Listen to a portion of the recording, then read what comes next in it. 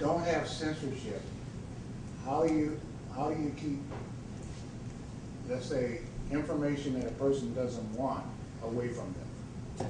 I wouldn't know what information a person. Let's just say, for example, you don't want to see pornography. So let's say, for example, a person does not want to see what we now call pornography.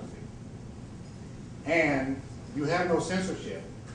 So the assumption is that pornography... I didn't say we don't have no censorship. Somebody else said that. Okay. We well, do I was just trying to explain his question. We educate children to be able to relate to one another, to speak, communicate with a referential language. That means today, I believe most of you have been brought up to believe that everyone should have a right to their own opinion. Isn't that true? Most of you? Okay. Let's say you live across the street from me, and I see 10 guys coming out of your apartment. I can have all kinds of opinions, right? You can be a language instructor, a ballet instructor, but if you give everybody the right to their own opinion, you're generating a lot of new problems. I would make things available to people. Anything they want to know, we tell them where to look it up. Like the internet, you can find out a great many things.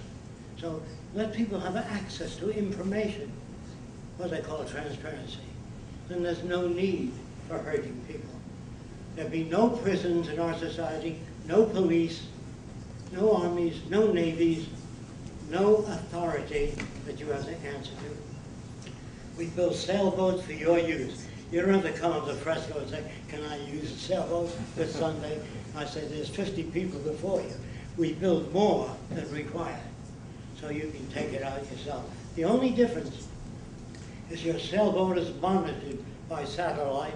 In case there's fire at sea, we know where to go to get you. Not Big Brother watching you. I'm talking about safety for your own good. Do you understand what I'm saying? There's no need to hurt anyone. Yeah. Aren't you going to need population control to make sure that the resources are never exceeded? I couldn't get that. You have to have population control so that it doesn't exceed the resources. Well, when you use the term population control, that scares people. We do a survey of what the carrying capacity of the earth is, and that tells us how many people the earth can support. If you exceed that, you're going to have malnutrition, disease, and territorial disputes. Do you understand that? Yes. So many acres can support so many people.